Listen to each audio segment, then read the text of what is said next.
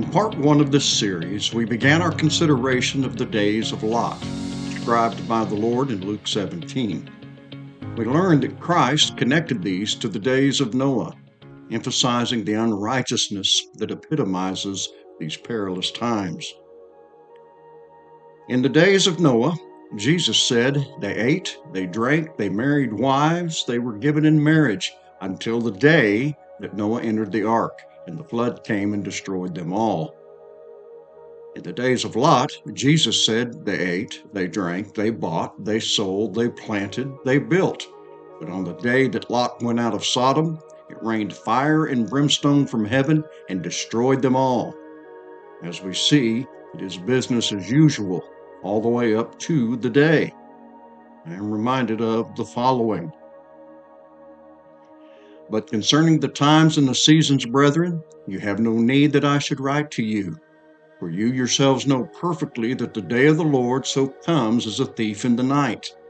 For when they say peace and safety, then sudden destruction comes upon them, as labor pains upon a pregnant woman. They shall not escape.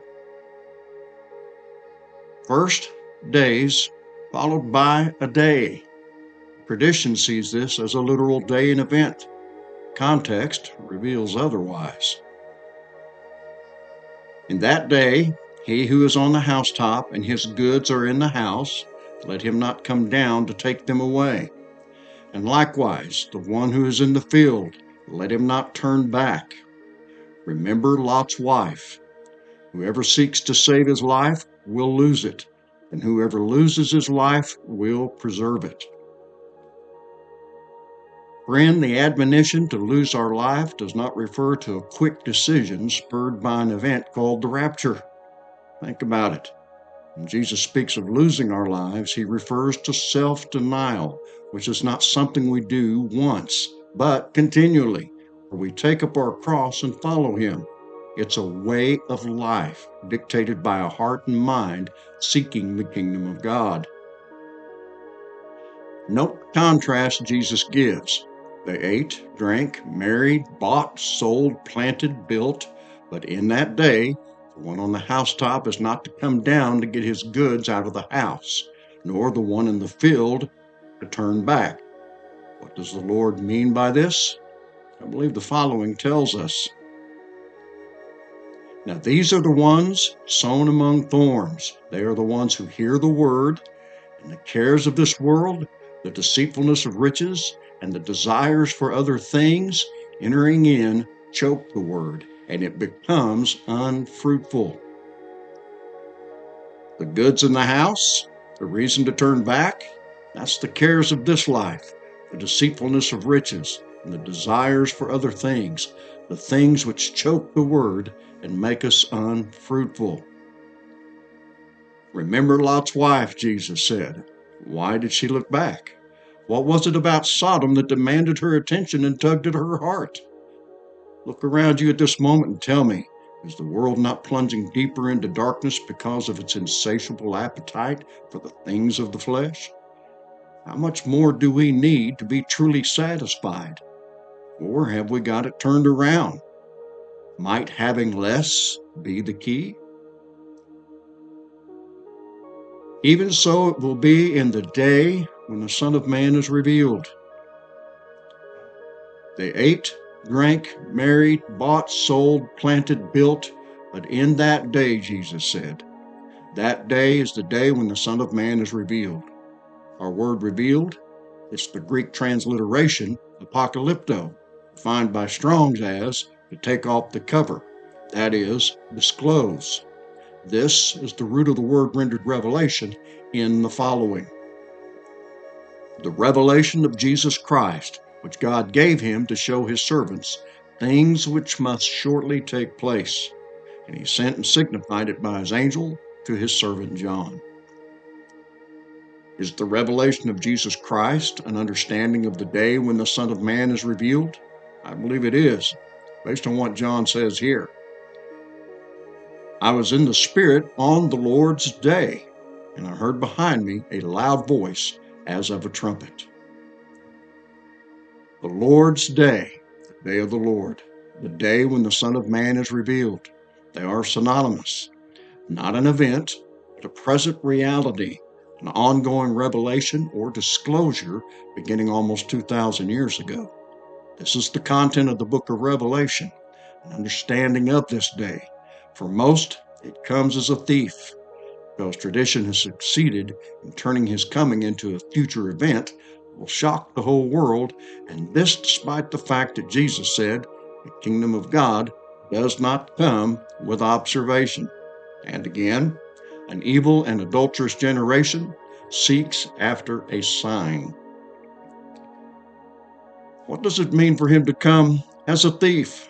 Paul describes it in 1 Thessalonians 5:4 as being in darkness, asleep, spiritually unaware. In other words, like Lot's wife, consumed by the cares of this world, the deceitfulness of riches, and the desires for other things. If ever something describes society today, it's this, and this is the 180 of self-denial. Note what Jesus says next. I tell you, in that night there will be two men in one bed. The one will be taken and the other will be left. Two women will be grinding together. The one will be taken and the other left. Two men will be in the field. The one will be taken and the other left.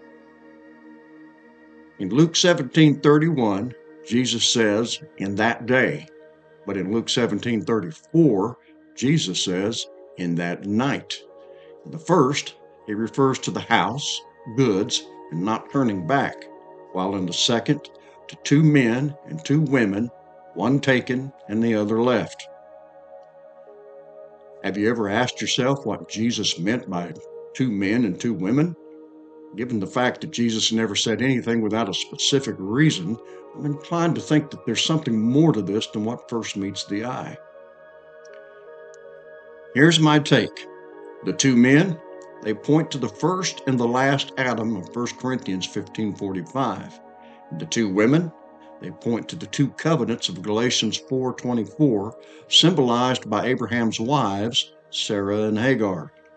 This agrees with the understanding of either losing our life for his sake or for the sake of the things of this world. Following the fact that Jesus said one taken, naturally the disciples asked him, "Where, Lord?" And the Lord's answer, "Wherever the body is, there the eagles will be gathered together." Matthew 24:28, body is rendered carcass, which Strong's defines as a ruin, that is, a lifeless body, corpse, carrion. I immediately think of 2 Timothy 3:5 and a form of godliness, which figuratively speaking is a lifeless body or collective, since it denies the power of God in the message of the cross. Jesus confirms this perspective in the following. The master of that servant will come on a day when he is not looking for him, and at an hour that he is not aware of, and will cut him in two, and appoint him his portion with the hypocrites. There shall be weeping and gnashing of teeth.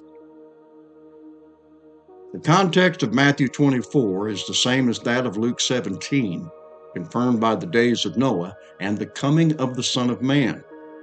The Lord also speaks of the two men and two women, one taken and the other left. However, Matthew records things a little differently at the end of this chapter, speaking of a day and hour in which the master of the servant cuts him in two and appoints him his portion with the hypocrites. It's a funny way to put things, right?